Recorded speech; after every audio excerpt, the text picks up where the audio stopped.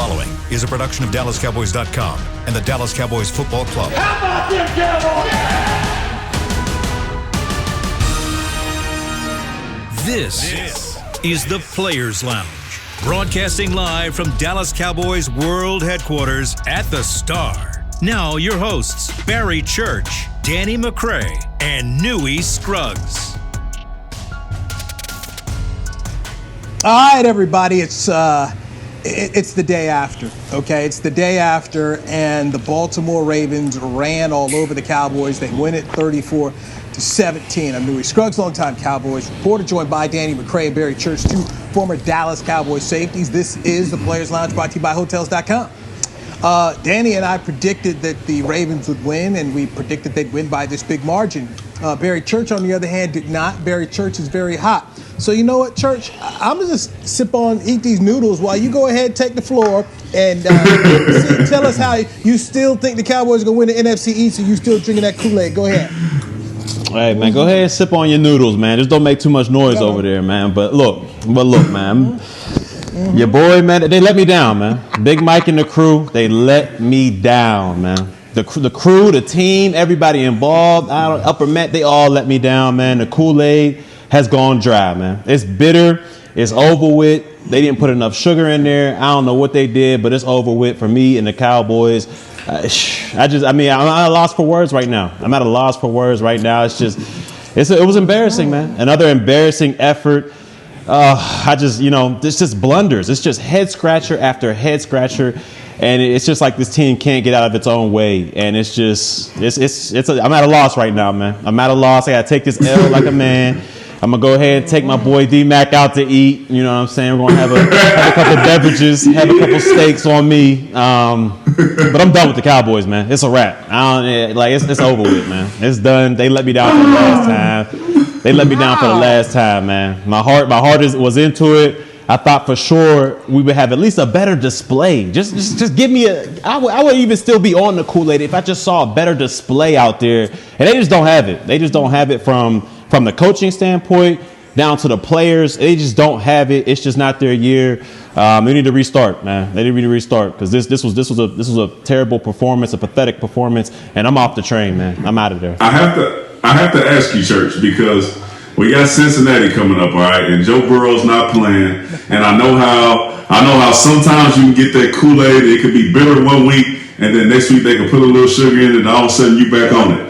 If the Cowboys come out and they embarrass the Cincinnati Bengals without Joe Burrow, the starting quarterback, and everything else they got going on, will you be back on this train? I just want to know, because I know right now, you're real emotional about it. You just watched it, so you might need a few days, maybe a week. So you off? I'm done, man. It's a wrap. I don't even know if we could beat Cincinnati. I mean, it's that bad right now. We cannot stop the run. Those boys ran for 294 combined yards on us, and half of the time our linebackers look lost in space. It's just amazing to me. I know we're going to talk about the defense in the second segment, but I just had to throw that out there. I mean, there was too many instances where Van Der Esch, Sean Lee, they just looked lost out there. Like they just didn't know what was going on, and it was simple reads. Like if a guard's pulling, I'll just want one example, man, just one example I got to throw out there before I let the defense hold on to the second segment. But that long run from Lamar Jackson, if you're in the middle and you're reading your keys, you see two big 300-pound men pulling, and you see a ghost runner going the opposite way of the 300-pound. Why would you follow the ghost runner? When have you ever seen 4th and inches that a person will run away from the 300-pounders pulling? I just don't understand it. I'm at a loss for words. And go ahead, take it away, man. Just take it away. Wait, Church, who's the leading rusher for the Baltimore Ravens? Lamar Jackson. My man LVE went to go chase down a jet sweep, it looked like, all the way to the right side of the screen. On 4th and inches. And he went right up your hole. Like he went right up to the. Why would you not take care of the middle when it's 4th and inches? Like what team is going to go all the way out to the outside? The Cowboys might. We throw hitches on 4th and inches. But besides that, there's no other team in the National Football League that's going to run a sweep on 4th and inches. Like, you take care of the middle first. Like, listen, go ahead, John. I'm doing too much. Go ahead, man. It's no other team in the league who has a star player who's going to take the ball out of their hands on 4th and inches. Only us. Only we would drop back for an 8-yard pass to CeeDee Lamb on 4th and inches. Only us. Every other team is not going to do that. So maybe they were preparing for what they've been practicing against. And they were like, maybe they're going to run something special and go out of the box with this. And Van Der Esch's like, I'm going to go chase this 4th and inches down all the way to the opposite sideline. And that's what's going to make the big play. And you got gassed by Lamar Jackson, who we said you need to stop and focus on. And it don't look like they was focusing on to do it all on that play. And my man Van Der Esch after the post conference gonna be like, yeah, man, that was all on me. We know it was all on you. We watched the tape. You ain't gotta take accountability for that. We know it was all on you. You don't get no brownie points for sitting there talking about, man, I gotta take that one on the chest, man. That was all on me. Yes, it was all on you. We saw that. Troy Aikman broke it down. Like, look, Van Der Esch, what the heck are you doing? So there's no, you don't get no brownie points for taking accountability. Just play better, man. I said, I'm done with these boys. I'm done. So I think we should just get on the defense in this first segment. Since we are. We'll wait till the second segment, man. Newy, go ahead, take us away, man. This is crazy. I got 5 words for you, Church. Okay, we try to tell you. It's really that simple. Okay, you've been doing this show with us now for weeks. Okay, McCray and I tried to tell you. We talked about this. Okay, we talked about this game when you picked Dallas, and I said, if you're Baltimore, you simply pull out what Cleveland did and do that. That's what you do. Okay, so you wanted to go on, and Church. I really want to make this about you today. So you wanted to talk about the offense first here in this segment. What do you want to talk about? Because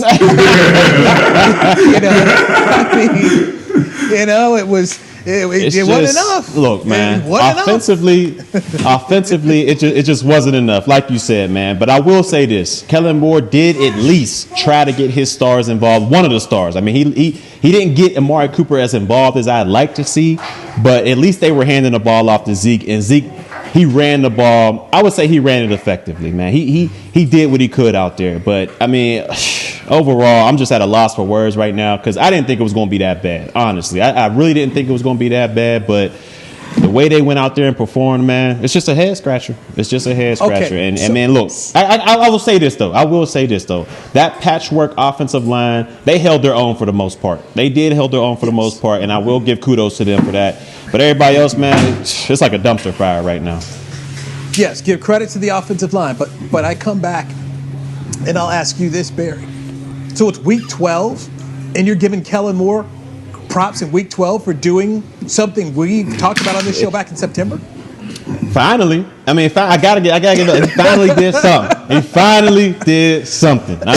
We went from throwing the ball on 4th and inches. We went from throwing the ball on a hitch on 4th and inches to at least getting Zeke a little bit involved in the game plan. So I got to give him kudos a little bit. I know. Listen, he ain't getting that from me. Listen, because if you watch this game, as much as we want to say, he gave Zeke the ball, and Zeke ran well, and Amari Cooper ended up with 9 targets and all that, that's just the stat sheet. It wasn't even focused on it how I would have expected it to be. When I said these two guys should get at least 60% of the snaps, or they should be focused on when they call these plays, 60% of the snaps for us to be competitive in this game. Zeke got enough carries. He ran the ball like we all knew that he could once he got rolling, and it was fine. I'm still a little skeptical, even though Tony Pollard does give us a little spark of the way that they switch in and out. I think he's taking a little bit too many snaps from Zeke. I think Zeke is one of those guys who he needs to continue to get the ball and punish those guys on the defensive side in order for him to weigh him down and get those long runs at the end of the game. But, Tony Pollard has been playing well enough for him to get some shine, so I'm not going to go too hard on that one. If you look at the play calls and the play designs on that goal line stand that we ended up almost not getting with Zeke running the ball 3 times, why would you, just line up an out formation and run Zeke down the middle? That's what I love to see. But you line up in a closed formation, which is the tight end, tackle, and then guard, and no receiver outside of them. We run like a zone read, and we do not block the defensive end, and he runs fresh off the edge and makes the tackle, and everybody's like, "Oh yeah, we ain't getting no push on the offensive line. They already block him. Who's coming up with the scheme?" I don't get it. I don't get it. If you don't be cute about it, man. If you that close, line up in two tight end formation like everybody else, and run the ball down the middle. The offensive line had been playing well enough for you to believe that you could get that done. But whatever, we still got it, and I'm fine with that. I am going to stay on this train with. I don't understand how your $100 million guy is not the focal point of your wide receiver core. It just does not make sense to me. You throw the screens to Gallup, you throw the deep balls to Gallup, you throw the hitches and all that stuff to CeeDee Lamb, and then it seems like Amari Cooper get the scraps. When you need a play every once in a while, then you start looking at Amari Cooper way, and I just don't think that's the right way to win. If you watch the last few games, every time this dude gets the ball or they target him, it's usually a big play. And we find 2 or 3 times throughout the game to do that, and it just doesn't make sense to me. I'm with you 100%. And this is me. I find this surprising coming from a guy like Mike McCarthy, who is in Green Bay, where we saw Favre and Rodgers throw to their number one targets again and again and again. So it's Devontae Adams now. So, that's who Rodgers is going to. I mean, you look up here at these games. If you got Devontae Adams in your fantasy football league, you loving it. This guy's pulling 10-plus catches a game. Before Devontae Adams, he had Jordy Nelson. He's feeding Jordy Nelson. And then you had Donald Driver. I mean, you just go down this list. Green Bay's had, going to Favre, there was always one guy that they just kept feeding from Sterling Sharp and Brett Favre when Favre first started getting going. So I'm surprised that Mike McCarthy has come down here to the Cowboys and not decided, hey, I'm going to have a guy and we're just going to feed this guy as our top receiver here. It's very. Why hasn't he taken over play call duties? Why hasn't he taken over the play call? Why? If you're going to go down you at least go down swinging. Take the play call back. Man. That's frustrating. Well, go ahead, Newy. I didn't mean to cut you off. Newy. My bad. It was just frustrating. No. I just looked at Devontae Adams against the Eagles. 10 catches, 121 yards, 2 touchdowns. And they got Darius Slay over there in Philadelphia. But here it is. They're saying we're still going at it. And I bring this to back up Danny's point. Paying $100 million for a guy. Utilize him. I mean, you turn on a Cardinals game. What do you see? You see D-Hop getting the football. And that's something in week 12 what Danny's saying has so much credibility because you're just looking at it, you're trying to understand, how is this the case? And if this is the case, why did you spend the money? I mean, really, if this was what they were going to do, you were better off giving his money to Byron Jones and just, finding another receiver in free agency and drafting CeeDee Lamb and having Michael Gallup. I mean, if you were going to go this route, that part is, I think, very confusing for us on this show, but also the fan base. I was talking to someone who's covered the team for years today. They said the same thing about how the Cowboys, and his big gripe, he says, why is Noah Brown catching balls? That's what he said to me. Why is He's like, he said, you gave $100 million to Amari Cooper, and I'm watching Noah Brown catch balls. He's like, these balls need to be going to Amari Cooper. So from that offensive standpoint, it maybe, Barry, after this season, depending on what happens with Kellen Moore, maybe McCarthy is there. Now, I'll say this, and you guys know football very well. You've been on the sideline, something I've never been. McCarthy has that big old play sheet, and you see him looking at it all the time. Why do you have this sheet? Why are you looking at it all the time if you're not calling plays or you're not involved in the process here? Somehow I think he is. That's just me. You tell me.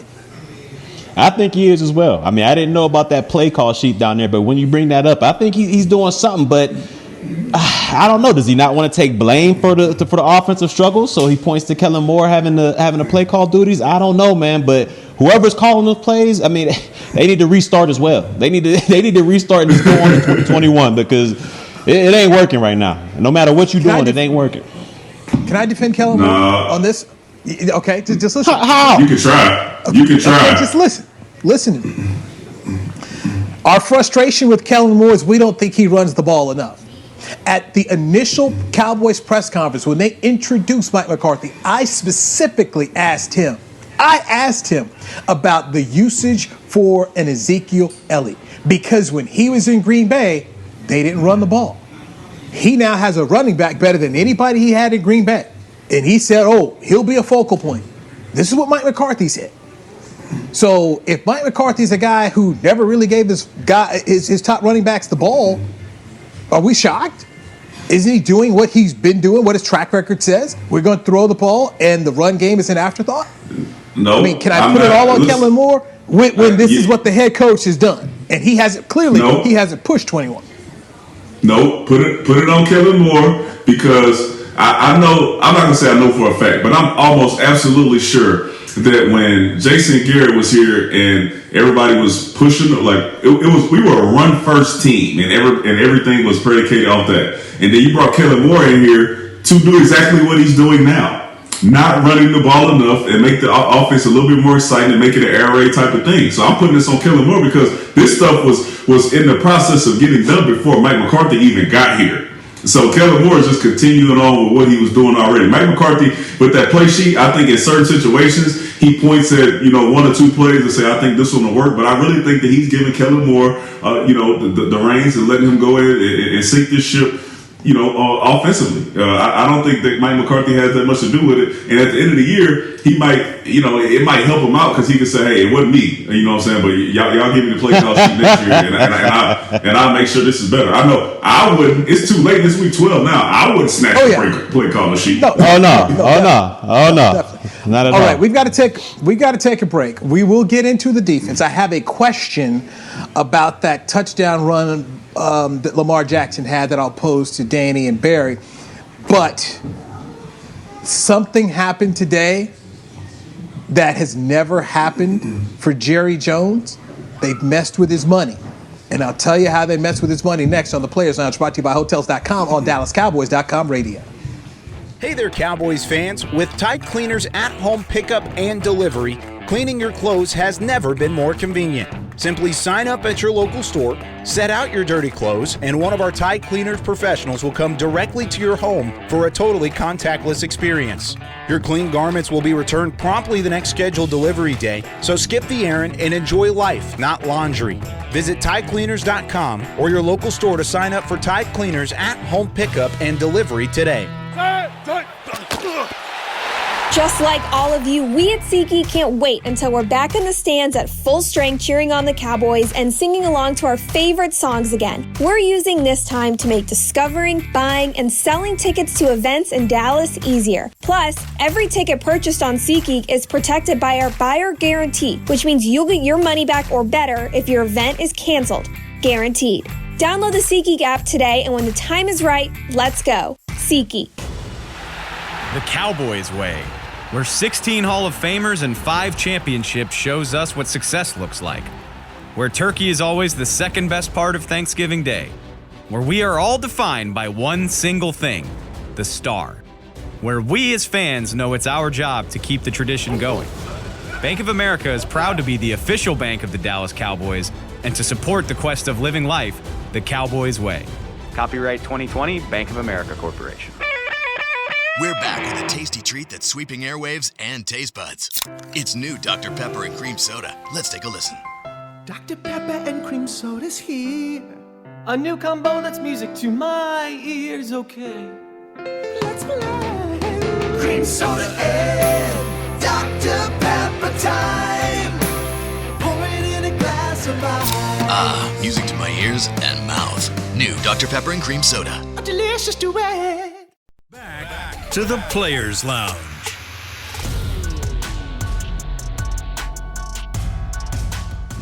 AT&T continues to innovate new ways to connect Cowboys Nation with new and exciting game day experiences, including StarView, presented by AT&T 5G, available in stadium and for home use. Download the Dallas Cowboys mobile app and look for StarView under the Stadium tab. You are checking out the Players Lounge, brought to you by Hotels.com. I am Newy Scruggs, longtime Cowboys reporter, joined by 2 former Dallas Cowboy players, Danny McCray and Barry Church. Today, something happened, gentlemen, that never, ever has happened. As long as NBC has had Sunday Night Football, and they started flexing games, which means, hey, there's a game late matchup that we don't like. We're going to take it out and put in another team. The Cowboys have never been flexed. Ever, ever, ever. When NBC puts the Cowboys in, they stay there. Not this year. December 20th's game, which was scheduled for the 49ers to come to Jerry World and be on NBC Sunday Night Football, is now been flexed. It is going to be a 12 o'clock kick. It's on CBS. And to make the insult even worse, they're going to put the Giants and Browns on Sunday Night Football in place of the Cowboys. Ooh. Let me tell you something. It's a better game. That's fine, but let me tell you something. Here's the problem, okay? It's never happened. They're messing with Jerry's money, okay? They are Mike McCarthy's crew. You are messing with Jerry Jones's money, okay? Sunday night game, get people in the stadium, the huge viewing audience. He's never, ever, ever been flexed out of a game, man. Telling you right now. I don't know if Mike McCarthy wants to save Mike Nolan. I would love to hear what he has to say, because at the end of the year, there will be people sacrificed. Okay, if Jerry keeps McCarthy like he says he is, there's no way in the world he gets to come back with this entire coaching staff. People gonna have to die. Man, look. Go ahead, D-Mac. Go ahead. Listen, let me tell you something. If Nolan is here next year, they don't want to win. You give it up to you. Do not want to win football games if you continue with the same defensive coordinator and possibly the same special teams coach, which we'll touch on later. I know Church wants the segments to stay on point. So listen, if Nolan is here, I don't have no faith in the process for what we're trying to do moving forward, especially defensively. Right. Look, I'm going to go ahead and hit the first one. I can't believe we got flexed out of Sunday night. I mean, like you said, that was the first time ever. When we were 4-12 in 2015, I mean, we were still playing Sunday night games. You know, we were still playing those primetime games. When I was, 9-3 with Jacksonville, our latest game was 4 o'clock. We couldn't pay them to put us in the prime time. So this is crazy. I mean, you definitely messing with Jerry's money right here. But if I'm Mike McCarthy, man, I'm bringing Nolan in, I'm bringing Fossil in, I'm bringing Kellen Moore into a room. We're gonna lock the door, and I'm gonna say this to them boys: hey, look, I'm leaving this room in about 2 minutes. Whoever wants their job, they got to be the first one out. The other two, I don't know what y'all going to do. Somebody got to fall with the sword, because I ain't going down. I ain't going down for y'all like this. And I already told them, Kellen Moore, you got the play calling duties, so you're going to have to fall on the sword for the offense. Nolan, we already know you halfway out the door already. And Fossil, back-to-back weeks with special teams blunders? I mean, I just don't get it. Delay a game, and then Greg Hookem left Zerlines out here missing 1 of 4. I mean, it's something that you can't reverse, man. It's something that you can't reverse, and somebody got to go. And if I'm Big Mike, it ain't gonna be me. Somebody got to go. That Kool-Aid hurt, boy. That Kool-Aid hurt. It hurt him. It hurt him so bad. He feels so bad. It's so bitter. It's so bitter. McCarthy need to get that hat Nino Brown had at New Jack City. Come on in there. Look at Mike Nolan's boy, tears in his eyes. And my brother's keeper, yes, I am. And you're going to have to do it. You're going to have to pull the trigger, man. You're going to have to pull the trigger, man. That's it. Listen, you're just going to have to pull the trigger. It's what it is. Now, go back to this special teams thing, and this is what stayed in my mind. So Greg Zuerlein misses 3 field goals. That's 9 points. But also within missing the field goals, who, oh, by the way, special teams coordinator John Fossil wanted it the worst way, and they cut Kai Forbath, who was 10 for 10 when he came to the Cowboys, to bring in Greg Zuerlein. They gave $7.5 million. So this is what I charted here. So the first special teams miss. Here's what happens. Okay? The first field goal miss, Baltimore scores a field goal to make it 17-10. That drive was 5 plays, 53 yards. The second miss, Baltimore took the football, went down the field, scored a touchdown to make it 24-10 on a 9-play, 57-yard drive.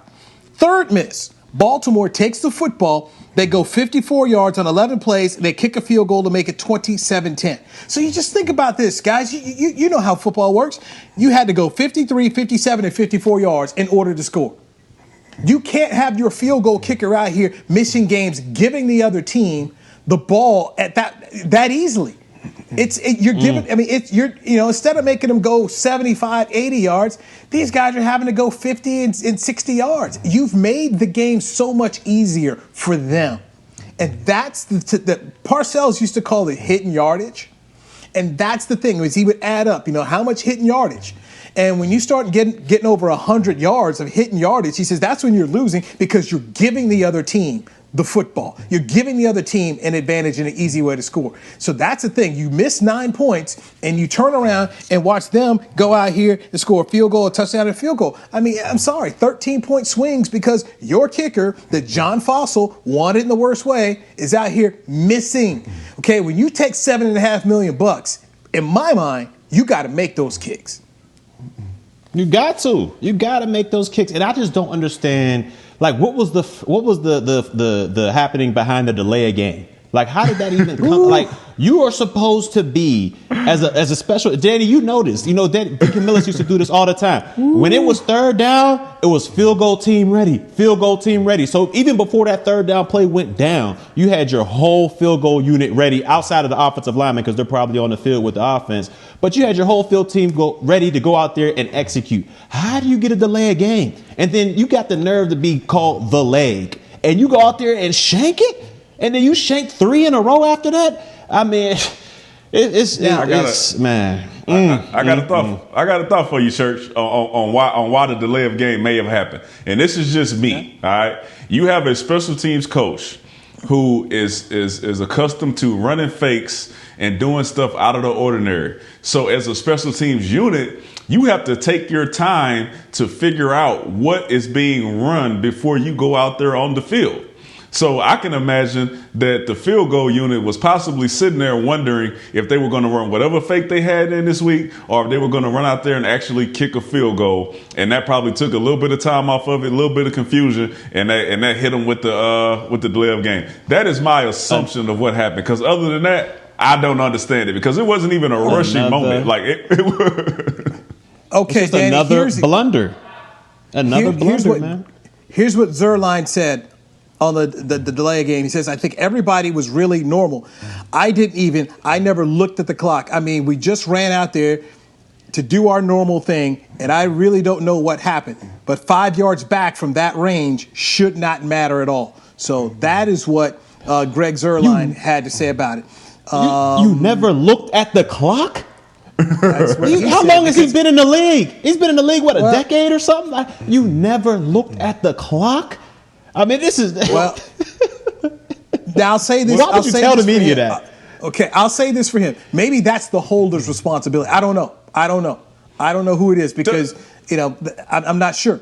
And what's Fossil doing? He's there as well. Now, let me let you hear exactly... How many fans were in the stands? The clock is right behind the field goal post. The clock is literally right behind the field goal post. How many fans are in the stand? How many fans are in the stand? You can't. Nobody can yell, "Hey, bro, you're running out of time. Kick the ball!" Like, listen, it's so many things that could have been done on that play that weren't done. But this is what's going on with the special teams unit all season. This is what's going on. Let me tell you something. Oh, go ahead, Newy, and then I'll finish with my special teams rant before we get into offense. Let me let you hear what Mike McCarthy said about it after the game, okay? When he was asked about the special teams. And he says it was obviously a breakdown in the communication at the end of the day. The operation has to be in tune with the 40-second clock. So we were clearly in error there, and obviously we missed the field goal. Those are the kinds of mistakes that you can't make in a game like this. We needed points there. We had an opportunity for points. It did not come out. At the end of the day, we're kicking field goal. He says we're kicking field goal attempts and they're scoring touchdowns. That was clearly the difference in scoring. Frankly, I thought we were going to snap the ball and kick the field goal. There was obviously a breakdown in our operations. That's from Mike McCarthy. Whatever. I mean, I couldn't be a coach, man. I couldn't be a coach, man, because there ain't no we need to do this, we need to do that. I'd have been like, look, man, hey, Fossil messed up or Zerline, he shouldn't have been looking at the clock. I'm pointing fingers at everybody, especially if my job's on the line. I ain't going down for y'all, man. And it seems like McCarthy is going down with the ship. He's letting Kellen Moore play calls. He's going down, man. What's up? Hold on, Church. What else is McCarthy doing on the sideline? It is we. He ain't calling no plays on offense. He ain't calling no plays we. on defense. He is supposed to be walking up and down the sideline, making sure every unit is on point. You got to be doing something. You just watching the game? He got to be doing something. Hey, man. That's what you got your coordinators for, man. That's exactly why you got your coordinators. He got one job, man. Make sure your special teams unit is ready to roll. It wasn't ready, man. If I'm McCarthy, I ain't falling on the sword for none of these fools, man. Church is like still taking up for McCarthy. Church, you like Nino Brown on the stand. You Nino Brown on the stand. Like, if I'm going down, I'm taking a whole lot of people with me.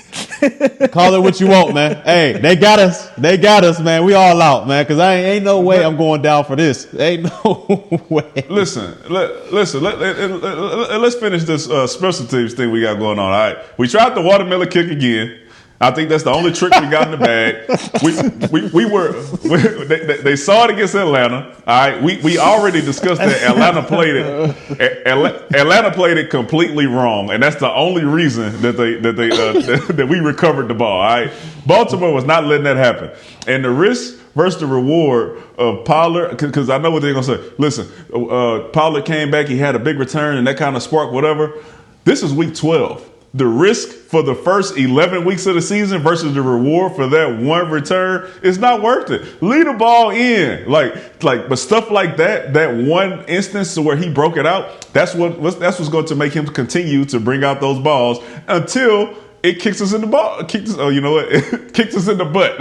How about that? It just don't make no sense. I don't understand that. This is how I feel right now about watching us. This stuff don't make no sense, man. Like you said, $7 million to go out here and miss all these kicks, and I almost gave them some leeway because Justin Tucker went out there and missed it, and I was like, oh yeah, all right, you know what? It must be a rough day out there in Baltimore. It must be a lot of wind because of Tucker missing. And he was like some 70 straight inside of 40, something like that. If he's missing, then there must be something going on. But he continued after that to go ahead and knock him through. And we just kept on missing him. So that's $7 million plus the $100 million that Amari Cooper is making, plus the $90 million that Zeke is making. Goodness gracious, we out there just throwing bread away. You talk about messing with some money. No return. No return on your investments. No return on your investments, man. You got to cut bait. Got to cut the loss, man.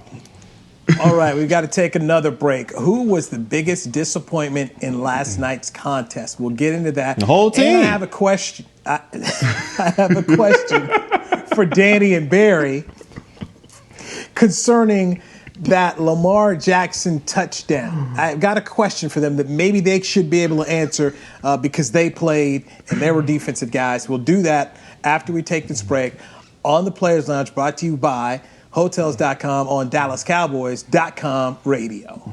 It's game day. You know what that means. First, kebab prep. Steak, pepper, onion, steak, pepper, onion. Next, a counterclockwise lap around the room. Now the lucky grease-stained jersey goes on. And lastly, the dance. You know the one. This is a game day ritual no matter where you are. Whether you're traveling to the game or watching from your favorite vacation spot, book a place to stay on Hotels.com and keep the tradition alive and well. Hotels.com, proud partner of the Dallas Cowboys. Since 1865, Stetson hats are American-made with pride right here in Texas. And Stetson is proud to be on the field with America's team. Want to show your Texas and team pride too? You can. By purchasing your own Stetson, you can look just like how the flag guys do on field at every home game. Stetson hats, the official crown of all self-respecting Cowboys and your favorite football team. Get yours today at shop.dallascowboys.com or at stetson.com. The Cowboys way, where 16 Hall of Famers and 5 championships shows us what success looks like. Where turkey is always the second best part of Thanksgiving Day. Where we are all defined by one single thing, the star. Where we as fans know it's our job to keep the tradition going. Bank of America is proud to be the official bank of the Dallas Cowboys and to support the quest of living life the Cowboys way. Copyright 2020, Bank of America Corporation. Hey there, Cowboys fans. With Tide Cleaners at-home pickup and delivery, cleaning your clothes has never been more convenient. Simply sign up at your local store, set out your dirty clothes, and one of our Tide Cleaners professionals will come directly to your home for a totally contactless experience. Your clean garments will be returned promptly the next scheduled delivery day, so skip the errand and enjoy life, not laundry. Visit TideCleaners.com or your local store to sign up for Tide Cleaners at-home pickup and delivery today. Back to the Players Lounge.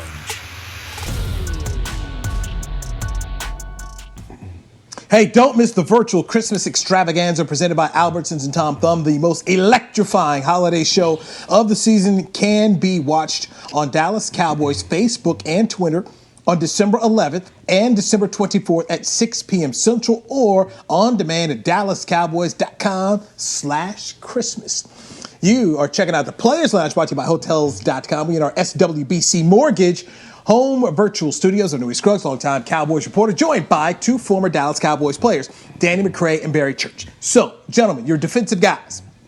Help me understand two things. One, on the Lamar Jackson right up the gut touchdown high school football play, why do they not put three real linebackers out there? I see Leighton Vander Esch at one linebacker. I see 23, Darian Thompson, the safety, at the other. The tackle comes around. Darian Thompson didn't want no parts of that smoke. Don't blame him. Not what he should be doing. And, of course, we saw Leighton Vander Esch didn't make the play at all. But help me understand, why is it Mike Nolan rolling out three linebackers against a team that we know wants to run the ball, against a team where the quarterback is not trying to throw the ball? He's minus his favorite weapon, the tight end Mark Andrews. He's minus his number one receiver, Willie Snead. Why not put three backers out there? Help me, please. I don't get it. Danny McCray. Oh, no. We gonna get us in the Barry. We gonna get us into the defensive guru here because I can't explain it. There's a lot of stuff I can't explain about this defense. So maybe Nostradamus can help us figure this out, since he's having those backdoor meetings with McCarthy. Big Mike. Look, man, this ain't about Big Mike. This all on Nolan right here. But like you said, Newy. It just doesn't make sense. It's 4th and inches. I think they came out in 11 personnel. And you would usually run like a dime package with that personnel, but it's 4th and inches. Even with that being said, the one linebacker who's supposed to be great on the run is the one guy who played it wrong. Like, Darian Thompson was out there. He played it right. He was supposed to hammer it, bring it back. Your boy Vander Esch, the linebacker, the wolf hunter. Woo, the big wolf hunter out there. He's going with a ghost phantom sweep. There's no reason to do that. You got people that can handle the edge out there. You should be strictly focused on in between the tackles. What's your responsibility? And it's 4th and inches. And you got two 300-pound guards pulling that way. Ooh. Just follow the guards, and it'll take you right to the ball. He didn't do that. He looked lost. Lamar Jackson's right up the seam for a touchdown. I mean, it's as simple as that, man. You got to read your keys. His eyes were too big. He was focused on too many things out there, and it just led him wrong. He had bad eyes, and he was in the wrong spot. And like you said, he took accountability for it, but we all saw that was just a terrible play by one of the better linebackers that we have. And it's just a microcosm of what has happened so far this season. Just everybody just letting everybody down. That's all it is. You know the saying, Church. You see a lot, you see a little. You see a little. You see a lot. You see a lot. Let me tell you something. I don't get it. I really don't have much to say about it, except let me tell you. The Baltimore Ravens have turned into a running back by committee, which means that they don't have a superstar running back that they feel comfortable enough to put the ball in their hands in those situations. The MVP of the league was Lamar Jackson. Who else would you be looking at in that situation? I don't get it. If you're going to miss an assignment, you should get tricked out by going to play Lamar Jackson and letting him fake you out with an option and giving it to a running back. Lamar Jackson coming up the middle on a quarterback power, which they have been running. Listen, Newy, remember what I told you last week? And you said they was watching the game together? That RG3 ran quarterback power for like 40-something yards. It's almost the same exact play we got beat on for a touchdown.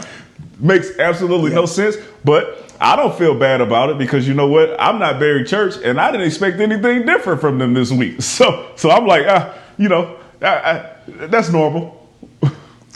All right, so let's hear from Leighton Vander Esch after the game about that play, quarterback power that went for 37 yards and a touchdown for Lamar Jackson last night in Baltimore. That was 100% me. That one's on me. I read the play right off the bat, and I should have just fit my assignment. That one was all on me. I read it perfectly until I second-guessed myself and thought he handed it to the running back. but that wasn't my job, so I need to do my job. All right, that's Leighton Vander Esch. So Mike McCarthy was asked about his defense, which gave up 294 yards of rushing. After the game, he was asked about the scheme, and he said, quote, we're pretty far down the road to blame this on scheme. Our execution clearly wasn't where it needed to be. That's a reflection of the big plays that come out. We knew that was a part of the dynamic coming into this game, and we didn't get it done. Gentlemen, your thoughts on what Mike McCarthy just said. McCray. Man, hold on, man. Let me talk about this Vander Esch thing real quick, man. This really bothered me, man. My bad. How did you read it perfect? If you read it perfect, you would have made the play. Like, I don't understand it, man. Like, you read it perfect and you thought he handed it off. If you thought he handed, why are you looking at the ball in the first place? That's all people. That's quarterbacks are magicians with the ball. You should not be focused on the ball at all. You should be focused on your keys. And if you read it perfectly, like you said, you would have been focused on those pulling guards coming. You would have known you had somebody to hammer, and then you come in and fill. And that's as simple as it is. If you read it perfect, you're not looking at the ball. You're not thinking somebody got it handed off. You're doing your assignment. And look, I understand you took accountability for it, but we all saw you. It was your fault. So ain't no need to be taking accountability. Just say, hey, man, look, they got it. They got me. That's it. We know it's all on you. You messed up, man. That's simple as that. All right, now let me get to you, Newy. All right, what did I think about what Mike McCarthy said? It worries me. It worries me to death because he is taking up for Mike Nolan. He said it ain't the scheme. Pretty much, it's the guys. It's the guys that's out there on the field giving up plays. We've been talking about, we can't talk about scheme. We 12 weeks into this and we still giving up plays and messing up the scheme. So it's not what Mike Nolan's calling. I think he's calling some good stuff. We're just not going out there and executing. He's trying to save this dude, and it worries me because he will possibly be here next year just based off McCarthy trying to go to bat for him to get a second year. I saw this, check this out. I saw this tweet from Ed Werder. It says the Cowboys have allowed a league high 393 points. That's 35 more than the Lions, 40 more than the winless Jets, 41 more than the one-win Jaguars. Those teams ranking just ahead of Dallas have either already fired their head coach or expected to do so at the end of the season. And we still got our head coach trying to take up for the defensive coordinator that he brought in. Makes absolutely no sense. It worries me. I don't know what you talking about, Big Mike. What are you talking about? Hey, but that's his boy. But wait, there's more. So, on 105.3 The Fan, Stephen Jones had his weekly interview, and here's what he had to say. I think we've got good football players. It's just right now we're just not executing. There's a similar group of guys on the field who last year weren't that inefficient against the run. I'm convinced we can get the job done. So that is Stephen Jones about the defense. So Mike McCarthy says, hey, don't put this on the scheme. We're a little bit we're far down the road. And then here's Stephen Jones saying, hey, man, these dudes weren't this bad last year, okay? And we fired the coaching staff because we didn't think they was that bad last year. So, this isn't it. So right now, out of the gate, we got the head coach saying one thing. You got the owner's son saying a different thing here. This is not good. Mike McCarthy is going to have to give up Mike Nolan. Okay, I think it's that simple. After the year, you guys know how this goes because you've seen it, Cowboys football as long as I have. When a bad season happens, somebody got to go and be sacrificed. That's just how it is. And if they're not going to get rid of McCarthy, which they said they're not going to keep Mike Nolan. There's no way in the world. There's no way. Yeah, Mike Nolan's gone. But I'm gonna say it's 60-40 on the players on this one. I give 40% of the blame on Mike Nolan, but I gotta give 60 to the players because we've seen too many lapses in simple techniques. If we go back a couple games, I think it was Arizona, where whoever number 28 is, I think it's Robinson, was back there. He was playing a deep third, flat-footed, and let Christian Kirk run right by him. And if you look at this game, Darian Thompson comes in as a dime safety. He's kind of settling in there. There's a receiver running right by you on a special, which is a deep over, and it's obviously your man, and you let it go. I mean, these guys, I don't know if they're not picking up the scheme or what it is, but these players, they're just not playing good, and they're not playing smart right now.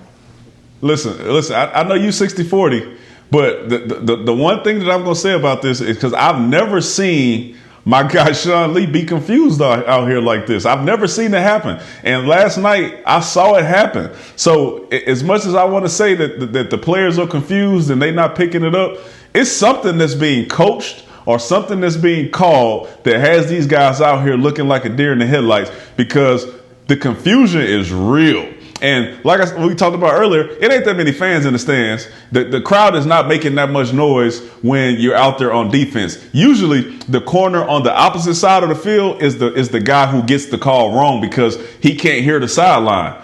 This is not the case. This is your guy who's dropping down in the middle of the defense to come out there. Somebody had to communicate to him what play they were running, because everybody else is on the right page except him. We all know that the position coaches are messing up and the defensive coordinator is bad. All right, we got 30 seconds here. Let's get out of here and answer this question. All right. Who was the biggest disappointment in this game? Church, go. Xavier Woods. Xavier Woods. Yeah, listen, Troy Aikman thought the same. He was roasting him on that thing. I'm going with Greg DeLeg, man. $7 million to pull that thing left like that. Greg DeLeg, you are the biggest disappointment for me. Greg, hook him left Zerline. I'm with you, Danny. That was 9 points. That's 9 points. It definitely could have changed this football game. And you can't make that kind of money and not make those kicks. He needed to be better than that. All right, we'll dive into who's playing their last 4 games for the Cowboys, because the Cowboys got some real decisions to make. Let's dive into that tomorrow at 2:30 Central Time right here on the Players Lounge. For Danny McCray and Barry Church and our producer Chris Beam, I'm Newy Scruggs. Thank you so much for watching. The Players Lounge brought to you by Hotels.com on DallasCowboys.com radio. The Kool-Aid has gone bad. This has been a production of DallasCowboys.com and the Dallas Cowboys Football Club. How about this, Cowboys? Yeah!